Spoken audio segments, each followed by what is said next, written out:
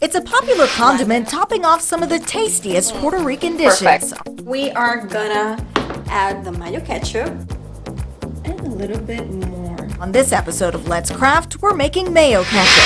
Banging. I know it's gonna be good.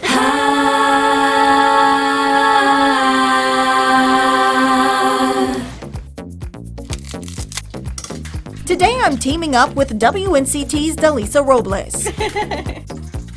She's from Puerto Rico. We have all the plantains together. And has been learning to craft some of the country's most popular dishes for years. Every Puerto Rican household has a pilon.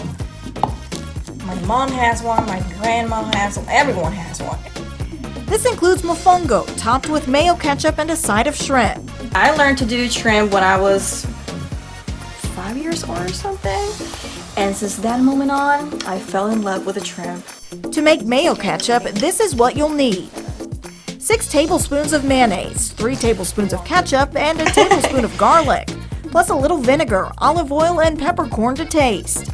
Just like that. Add each ingredient one by one to the blender. Mix, pour, and prepare to serve. An easy addition to top off a delicious dish. It's like a dream. It's like a dream. It's like home. On this episode of Let's Craft, I'm Shayla Reaves.